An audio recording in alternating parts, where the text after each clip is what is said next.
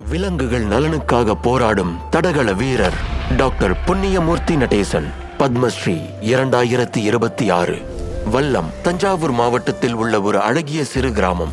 1960களில் அங்குள்ள விவசாய குடும்பத்தில் ஒரு சிறுவன் வளர்ந்து வந்தான். அவனுக்கு விளையாட்டில் மிகுந்த ஆர்வம் இருந்தது. தடகளம் மற்றும் ஹாக்கியில் ஒரு உச்ச நட்சத்திர நிலையை அடைவதே அவனது எதிர்கால லட்சியம். அவரது குடும்பத்தில் பட்டப்படிப்பு படிக்கும் முதல் நபர் இவர்தான். வீட்டில் அவருக்கு மிகவும் மனதுக்கு நெருக்கமானவர் அவரின் தாத்தா. காலேஜ் படிப்புக்கு ஆசீர்வாதம் வாங்குறதுக்காக தாத்தாட்ட போகும்போது விவசாயிகளுக்கு பயனுள்ள படிப்பா படின்னு சொன்னாங்க. அதுதான் என் வாழ்க்கையில மிகப்பெரிய ஒரு திருப்புமுனையா இருந்திருக்கு. எனக்கு அந்த காலகட்டத்தில் பிஎஸ்சி அக்ரி படிப்பு மட்டும்தான் தெரியும்.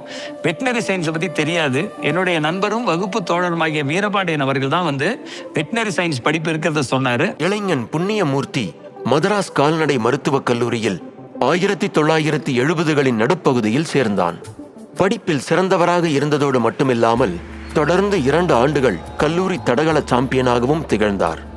சில ஆண்டுகளுக்கு பிறகு ஈரோட்டில் உள்ள கிருஷி விஞ்ஞான் கேந்திரா என்ற விவசாய அறிவியல் மையத்தில் பணியாற்றினார். அங்கு நடந்த ஒரு சம்பவம் அவரது சிந்தனையின் திசையை மாற்றியது. ஈரோட்டில் ஒரு இளம் தம்பதியினுடைய முட்டை கோழி பண்ணைக்கு போயிருந்தேன். கோழிகள் பார்க்க நல்லா இருக்கு, நல்ல தீவனம் எடுக்குது, ஆனா ஒரு முட்டை கூட வைக்கல. ரெக்கார்டு என்ன சொல்லுதுன்னா, சின்ன வயசுல அந்த கோழிகளுக்கு ஆக்சியோசின் ரத்த கழிச்சு நாங்க வைத்தியம் பண்ணினோம் அப்படின்னு. அந்த சல்ஃபனாமைடை அவங்க தொடர்ந்து 10 வாரத்துக்கு கொடுத்துருக்காங்க. இது கொடுத்ததுனால அந்த முட்டை உற்பத்தியே நேரடியா பாதிக்கப்பட்டு முட்டை உற்பத்தியே இல்ல. ஆன்டிபயோட்டிக்ஸ் நம்ம வருங்காலத்துக்கு பாதுகாக்கணும்னா தேவைக்கு பயன்படுத்தலாம், இல்லைன்னா ஒரு மாற்று பொருளையும் சிந்திக்கணும். இதுக்கான ஒரு சிந்தனைக்கான விதை அந்த காலகட்டத்தில் இங்க ஏற்பட்டது. தாவர அறிவு என்ற கருத்தை அவர் ஆழமாக கற்றறிந்தார்.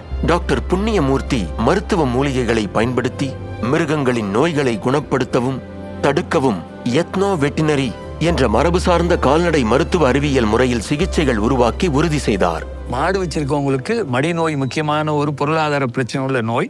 அதுக்கு ஒரு முழம் சோத்துக்கத்தால 2 கை நிறைய மஞ்சத்தூள், ஒரு கொட்டப்பாக்கு அளவு சுண்ணாம்பு வச்சு இந்த மருத்துவத்தை வெற்றிகரமா வேற மருந்து பொருட்கள் இல்லாமல் செயல்படுத்த முடியுங்கிறது தான் மரபுவழி சித்த மருத்துவத்தின் மிகப்பெரிய வெற்றி. அவரது சிகிச்சைகள் லட்சக்கணக்கான மாடுகளுக்கும் விவசாயிகளுக்கும் பயனளித்துள்ளன.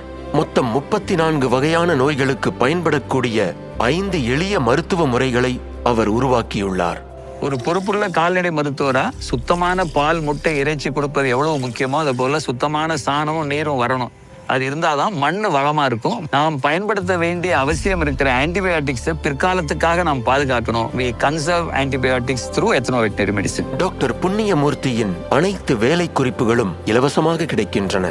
தேசிய பால்வள மேம்பாட்டு வாரியம் அவற்றை லட்சக்கணக்கான விவசாயிகளிடம் கொண்டு சேர்த்துள்ளது. இது அவர்களுக்கு மிகவும் பயனளித்துள்ளது. நான் இயற்கையிலே ஒரு விளையாட்டு வீரங்கிறதுனால எல்லா வேலையும் ரொம்ப விருப்பத்தோட செஞ்சிட்டு இருக்கேன். டாக்டர் புண்ணியமூர்த்தி நடேசன் பத்மஸ்ரீ 2026.